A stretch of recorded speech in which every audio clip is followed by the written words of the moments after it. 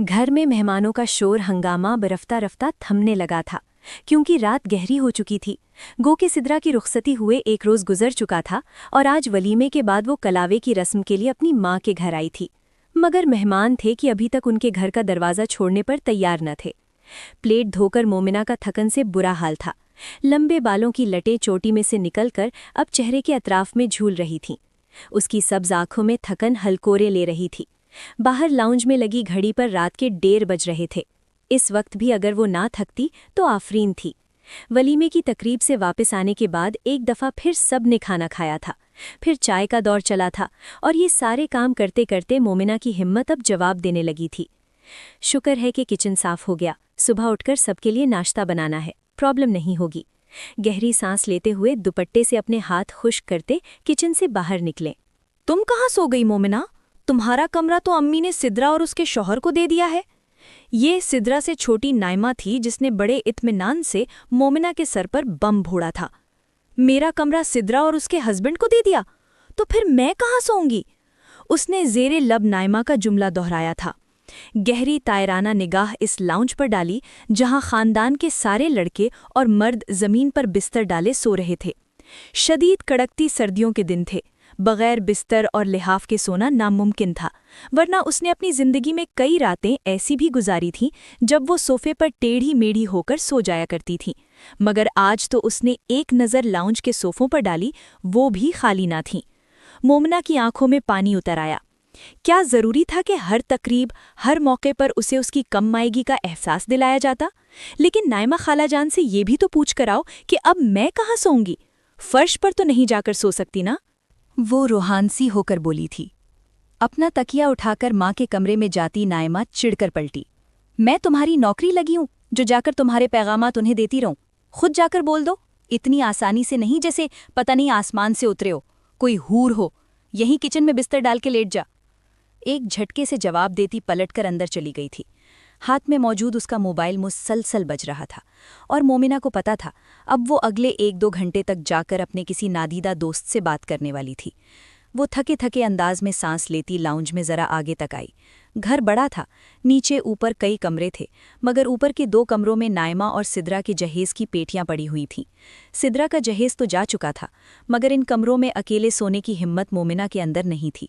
यूं भी दूसरी मंजिल के मुतल्लिक बचपन से वो कुछ अजीब बातें सुनती आई थी। अब मैं कहाँ जाऊं? इतनी रात हो रही है और मुझे थकन भी हो रही है। आंखों में आंसू साफ करते बोली थी। खालाजान के कमरे में जाकर सो नहीं सकती थी क्योंकि उनकी प्राइवेसी मुतासिर होती थी और वो कमरे में ज़्यादा रश पसंद भी नहीं करती थी। उसने वक्तन फ़वक्तन सारे कमरे देख लिए। हर कमरे का बेड मेहमानों के कब्ज़े में था। ज़मीन पर बिस्तर डालकर बच्चों को सुलाया गया था। आखिर खालाजान ने इतने मेहमानों को रोका ही क्यों है? वो चिढ़ गईं। मोमिना, अम्मी कह रही हैं तुम फरदीन भाई के कमरे में जाकर सो जाओ। नाइमा जवाब देकर जल्दी से अंदर कमरे में गुम हो गई थी और मोमिना के ऊपर गोया किसी ने घड़ों पानी डाल लिया। फरहान के कमरे में उसका दिल तेजी से धड़का। सुर्ख पड़ गए, शर्म से नहीं, जिल्लत से। वो उस शख्स के कमरे में कैसे जा सकती थी जो उसका साया भी बर्दाश्त नहीं करता था? उसका मनकूहा, उसका शौहर जिसके निकाह में थी। वो पिछले 5 बरसों से वो उसका नाम तक तो लेना गवारा नहीं करता था, और वो उसके कमरे में जाकर सो जाती। खड़े खड़ी उसकी टांगें शल होने लगीं। सो जाती हूँ जाकर, वैसे भी कौन सा फकदान यहाँ है? उसे किसने बताना है कि मैं उसके कमरे में सोई थी? तजब्जुब के आलम में चलती वो प्रधान के कमरे के सामने आई थी। दरवाज़ा बंद था मगर लॉक नहीं। उसने आहिस्तगी से दरवाज़ा खोला। अंदर नीम अंधेरा छाया था। मोमिना की हिम्मत ना हुई कि वो लाइटें ऑन करें। इस कमरे की किसी चीज़ पर उसका कोई हक नहीं था। ये हक किसी ने उसे दिया ही नहीं था। ज़ोर ज़बरदस्ती का एक नकाब था उन दोनों के दरमियान जो किसी भी वक्त टूटने वाला था। पता नहीं कब तुम मुझे इस रिश्ते के बोझ से आज़ाद करोगे फरजंदाने अहमद। एक थकी हुई सांस उसके लबों से निकली थी। घड़ी की सुइयां 2 से भी आगे बढ़ने लगी थीं। वो मज़ीद खड़े नहीं रह सकती थी। अगला पूरा दिन शदीद मसरूफियत का दिन था। अगर वो ना सोती तो शायद कल बेहोश ही हो जाती। सोना मजबूरी थी। थके थके अंदाज में चलती। वो बैठता के आई, कमरे में गरमाइश थी। आहिस्तगी से बेड पर लेटते उसने कंबल अपने ऊपर ओढ़ लिया जो पहले ही बेड पर फैला हुआ था। غنودگی اس پر چھانے لگی تھی۔ اس سے پہلے کہ وہ گہری نیند میں جاتی اسے سرسراہٹ سی محسوس ہوئی۔ کوئی اس کی دائیں جانب بولے تھا، کس کی مرضی سے آئی ہو تم یہاں؟ تم نے تو دعویٰ کیا تھا کہ میری قربت تمہارے لیے صرف حقارت کا باعث ہے، تو تم شکل بھی نہیں دیکھنا چاہتی، تو آج کو چل کر میری باہوں میں پناہ لینے کے لیے آ گئی ہو؟ بھاری آواز جس میں نیند کا خمار شامل تھا کانوں کے پاس ابھری تو اس نے ایک جھٹکے سے آنکھیں کھولی تھی۔ فرحان احمد نے اٹھنا چاہا مگر مضبوط بازوؤں کا شکنجہ اسے اپنی لپیٹ میں لے چکا تھا۔ حساب برابر کرنے کا وقت مل گیا ہے مجھے بیگم صاحبہ، تو اب مجھے وہ سارے بدلے لینے دو جو پچھلے 5 سالوں سے میں تم سے لینا چاہتا ہوں۔ وہ ساری نفرت جو تم نے مجھے دی ہے وصول کرنے کے لیے تیار ہو جاؤ۔ خود اپنی مرضی سے آئی ہوں یہاں، مگر صبح تمہیں اٹھا کر باہر پھینکوں گا، بالکل کسی استعمال شدہ چیز کی طرح، طلاق کے کاغذات کے ساتھ۔ میں اس کے کان کے قریب گرا رہا تھا اور مومنہ کا لہو اس کی رگوں میں جمتا چلا جا رہا تھا۔ فرحان احمد سے کچھ بھی توقع کی جا سکتی تھی، جو وہ کہہ رہا تھا وہ کر سکتا تھا، اور کیوں نہ کرتا جو کچھ مومنہ اور اس کے درمیان ہوا تھا۔ اس کے بعد ان دونوں کا تعلق تھا ہی ایسا، صرف اور صرف نفرت پر مبنی۔ نفرت کے درمیان کہیں لو دیتے ہوئے پرانے زخم گونج رہے تھے۔ مومنہ نے بے بسی سے اپنی آنکھیں میچیں، خود کو چھڑانے کی اس نے ایک بے بس کوشش کی تھی مگر مخالف طاقتور تھا۔ زندگی اتنی بری ہرگز نہیں تھی۔ مومنہ کی سبز آنکھوں میں آنسوؤں کے علاوہ کبھی شوخی اور چمک بھی ہوا کرتی تھی۔ اس کی ماں زینب بیگم اور ان کی بڑی بہن خولہ بیگم کی ایک ہی خاندان میں شادیاں ہوئی تھیں، سو دونوں کا ہمیشہ کا ساتھ تھا، مگر کمائی کا فرق واضح تھا۔ مومنہ کے والدین روکھی سوکھی کھا کر گزارا کرتے تو خولہ بیگم اور ان کے شوہر صداقت علی احمد کا بزنس دن بدن ترقی کرنے لگا تھا۔ بڑی بہن کی تیور پلٹے تو زینب بیگم نے خاموشی سے گھر میں اپنی حیثیت متعین کر لی، کچن اور بس کچن، گھر کے کام کاج، اور خولہ بیگم نے رفتہ رفتہ ہر چیز سے اپنا ہاتھ کھینچنا شروع کر دیا۔ اور اولاد کے معاملے میں بھی خدا ان پر مہربان رہا۔ ایک بیٹا اور اس کے بعد 2 بیٹیوں نے ان کی فیملی مکمل کی، مگر زینب بیگم کے گھر میں معاملہ کی صورت میں پر ہی آئی تو دوبارہ کوئی اولاد ہو ہی نہ سکی۔ سونے پر سہاگا چند سالوں بعد شوہر کے انتقال نے انہیں بری طرح سے توڑ دیا۔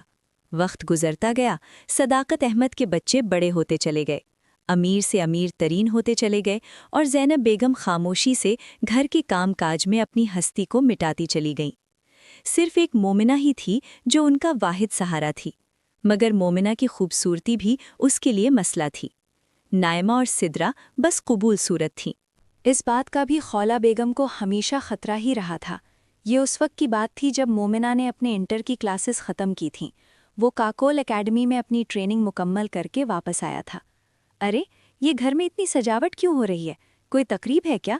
اس نے اندر داخل ہوتے میں حیرت سے پوچھا۔ باہر لان میں جا بجا کیٹرنگ والے پھولوں کی سجاوٹ کر رہے تھے۔ ہاں، آج مومنہ کا نکاح ہے، صداقہ صاحب نے اس کا ساتھ اندر آتے ہوئے اطلاع دی تھی۔ وہ اسے ریسیو کرنے گئے تھے۔ حیرت ہے، مجھے کسی نے بتایا تک نہیں۔ چاچو کی اکلوتی بیٹی کی شادی ہے، آخر وہ میری بھی تو کزن ہے نا؟ فرحان کے لہجے میں ہلکی سی خفگی اتر آئی۔ یہ کون سا کوئی اتنی بڑی تقریب ہے؟ مومنہ کی عمر نکلتی جا رہی تھی اور میری جان پہچان میں ایک اچھا شخص موجود تھا۔ میں نے سوچا اب بے صرف فرض ادا ہو جائے۔ بھائی صاحب تو اپنی ذمہ داری مجھ پر ڈال کر خود چل بسے ہیں۔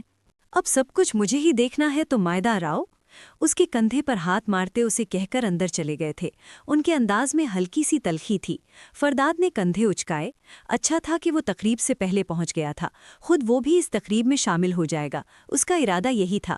اندر کوئی خاص تبدیلی نظر نہیں آ رہی تھی۔ اس کا جی چاہا کہ وہ دفعہ معاملہ کو دیکھیں۔ کافی عرصے سے وہ گھر سے غائب رہا تھا، پہلے تعلیم اور پھر ٹریننگ کے سلسلے میں اس شہر آنا ذرا کم ہی ہوتا تھا۔ کہاں ہے نائمہ؟ اس نے پاس سے گزرتی اپنی چھوٹی بہن کو آواز دے کر پوچھا۔ اس کے چہرے کے تاثرات ذرا بگڑے۔ مجھے کیا پتا، یہی کہیں ہوگی اور شاید کچن میں ہو، وہ بیزاری سے کہہ کر آگے بڑھ گئی۔ اس نے کہنیوں تک مہندی لگا رکھی تھی، نکاح کی تیاری جو کرنی تھی۔ فرحان کو حیرت ہوئی، نگاہ مومنہ کا ہے، مہندی نائمہ نے لگوا رکھی ہیں، اور وہ کچن میں کیا کر رہے ہیں؟ وہ پرسوچ انداز میں سوچتا کچن تک چلی آئی۔ وہاں زینبی بیگم تھکے تھکے انداز میں چولہے پر رکھے مختلف پتیلے چیک کر رہی تھی۔ پاس سے ایک ملازمہ برتن بھی دھو رہی تھی۔ چچی جان، مومنہ کہاں ہے؟ اس کی آواز پر زینبی بیگم مڑی۔ 6 فٹ سے نکلتا ہوا قد، بلیک جینز کے اوپر گلے والی ٹی شرٹ پہنے وہ انتہائی مجی لگ رہا تھا۔ उसकी कुशादा आंखें जहानत से चमक रही थीं। ज़ैनब बीबी के चेहरे पर एक अफसुर्दा सी मुस्कुराहट बिखर गई। आज उसका निकाह है ना, ज़रा अपसेट है। यहीं कहीं होगी, या तो अपने कमरे में होगी या फिर ऊपर स्टोर में छुपी रो रही होगी। तुम बताओ, कुछ खाओगे? अभी आए हो ना? वो उससे पूछने लगी थी, मगर फरदान नफ़ी में सर हिलाता वापस पलट गया। उसके जहन में एक अजीब सी उलझन सवार हो रही थी। कुछ तो था जो उसे क्लिक कर रहा था। मोमिना के कमरे में जाना उसे मुनासिब न लगा। एक दफ़ा स्टोर में देख लेता हूँ। वो सीढ़ियाँ चढ़ता ऊपर चले आया था। ऊपर की मंजिल पर आखिरी सीरे में एक स्टोर बना था, जहाँ सिद्रा और नायमा की जहेज़ की पेटियाँ रखी हुई थीं और दीगर भी कई सामान था। स्टोर के दरवाजे पर पहुँचते ही वो बेखनाक ठटका। अंदर से दबी दबी सिसकियों की आवाज़ें आ रही थीं। मोमिना, तुम यहाँ हो क्या? उसने हल्के से आवाज़ दी। यहाँ तक तो वो चिल्लाया था, लेकिन अब हल्की सी झिझकारें आ रही थीं। काफ़ी अरसे से वो अपनी इस कज़न से मिला नहीं था और आज तो उसका निकाह था। भले ऐसे वक्त में दुल्हन से मिलना अच्छा समझा जाता था क्या? यूं भी दुल्हन का तो ख़ास प्रोटोकॉल होता है। मैं बिला वजह अभी उसका चेहरा देख लूँगा तो अच्छा नहीं लगेगा। वो पलटने लगा। अंदर से आती सिसकियों की आवाज़ थम गई थी। फरदान फिर रुका नहीं और जल्दी से सीढ़ी उतरकर नीचे चले आया था। नीचे अम्मा जान को उसने आने का पता चल गया था और अब वो उसके वारी सबके जा रही थीं। क्या मोमिना अपने निकाह से खुश नहीं है? किसके साथ हो रहा है उसका निकाह? वो नहाकर टावल से बाल रगड़ता कमरे से बाहर निकला तो उसने अम्मा जान से पूछा था। वो बेजारी से सर झड़क कर रह गई। अरे, खुश क्यों नहीं हो गए? लड़कियां तो वैसे भी शादी के नाम पर खुश हो जाती हैं। पढ़ाई तो उससे होती नहीं, हर पर्चे में फेल हुई है। बड़ी मुश्किल से कह सुनकर तुम्हारे अब्बा ने उसका दाखिला करवाया है, इसलिए उन्होंने सोचा निकाह कर देता हूँ, अपने घर में सुखी रहेगी। इतना अच्छा खाता पीता घराने का रिश्ता है, ढूंढने से भी ऐसे रिश्ते नहीं मिलते। अम्मा जान की बात पर वो खामोश हो गया था। निकाह की तकरीब की तैयारियां चलती रहीं। वो खुद भी सारे इंतजामात देखने लगा था। जिम्मेदारियां उठाने का वो आदी था और निभाने का कायल। सो शाम तक जिस वक्त लड़के वाले बारात लेकर उनके घर पहुंचे, कोठी को मुकम्मल तौर पर सजा दिया गया था। ये लड़का है बाबा जान, लेकिन ये तो उम्र में बहुत ज्यादा लग रहा है। ये आपने मोमिना के लिए पसंद किया है? लड़के को देखते फरदान को एक जोरदार झटका लगा था। 45 साल उम्र का वो लड़का, जिसे मर्द कहना चाहिए था, दरमियानी से भी छोटे कद का था।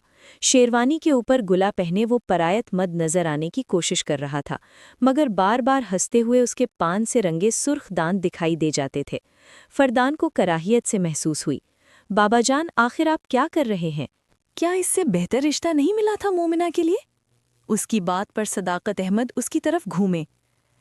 अरे बस कर दो यार फरदान, कौन सा मोमिना तुम्हारी बहन है जो तुम्हें इतनी फिक्र हो रही है?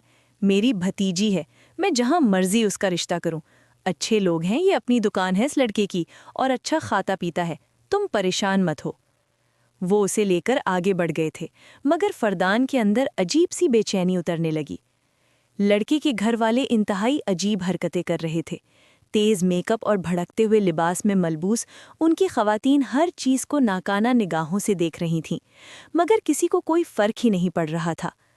मौलवी को लाया गया तो सदाकर साहब ने हुक्म दिया, जाओ मोमिना को ले आओ। उन्होंने सदरा और नायमा को मुखातिब किया था। वो दोनों उठकर अंदर चले गए। कुछ देर बाद वो दोनों तरफ से मोमिना को थामे हुए बाहर लाईं। फरदान ने सर उठाकर देखा। उसने जाली का खूबसूरत घूंघट अपने चेहरे पर गिरा रखा था। उसका निकाह का जोड़ा हल्के गुलाबी रंग का था। जोड़ा खूबसूरत था, मगर वो खुद कैसी लग रही थी फरदान अंदाजा न कर सका। उसे लाख के सजो सजाए सोफे पर बिठा दिया गया था। मौलवी साहब ने निकाह शुरू किया। रुक जाए मौलवी साहब, पहले मुझे कुछ बातें क्लियर करनी है। मेरा भाई तो बोला, साहब ये लोग अपनी लड़की इसे दे रहे हैं, मगर मजीद कोई बात नहीं कर रहे हैं। ये आवाज़ दूल्हे के बड़े भाई की थी। फरदान ही चौंक कर उसकी सिम देखा। क्या बात करना चाहते हैं आप, जो इस तरह से आपने निकाह के दरमियान से टोका है? फरदान को बुरा लगा था जब उसकी आवाज़ बुलंद हो गई थी। वैसे भी उसे ये लोग इंतहाई जहर लग रहे थे। दूल्हे का बड़ा भाई करोफर से एक टांग दूसरी टांग पर रखते बोला, हमें जहेज में एक गाड़ी भी चाहिए। गाड़ी की जमानत देंगे तो ही निकाह होगा, वरना हम अभी बारात लेकर वापस चले जाएंगे। पूरे हॉल में सन्नाटा छा गया। सारे मेहमान खामोशी से एक दूसरे का मुंह तकने लगे थे। फरदान का रंग सरक पड़ा। बेख्तियारी वो अपनी जगह से उठ खड़ा हुआ था। ये क्या बेहूदगी है बाबा जान? कौन लोग हैं ये? किस किस्म के लोगों में रिश्ता किया है आपने? मुझे तो ये देखने में ही अच्छे नहीं लग रहे हैं, और ऊपर से इनकी बातें सुने। وہ بری طرح سے چڑ گیا تھا۔ صداقر صاحب نے بیزاری سے دائیں بائیں دیکھا۔ اچھا بھائی، لے لینا تم لوگ گاڑی، لیکن یہ باتیں پہلے کرنے والی تھیں۔ ابھی تم لوگ نکاح کے وقت گاڑی کی فرمائش کر رہے ہو۔ ان کے بات پر دولہا اور دولہے کا بڑا بھائی دونوں خوش ہو گیا تھا۔ خواتین میں بھی خوشی کی لہر دوڑ گئی۔ ہمیں مزید بھی کچھ کہنا ہے۔ دولہے کی 5 بہنوں اور اس کی ماں کے لیے سونے کے کنگن بھی ہمیں چاہیے۔ یہ سب کچھ بھی ہمیں نکاح سے پہلے بنوا کر دیا جائے۔ بنے بنائے بھی مل جاتے ہیں نا اب تو۔ آپ ابھی آرڈر کریں، گھر پہنچ جائے گا سارا سامان۔ دولہے کی ماں جلدی جلدی بول اٹھی تھیں۔ فرنان کی برداشت جواب دے گئی، بس بہت ہوا، مجھے یہ لوگ مناسب نہیں لگ رہے ہیں۔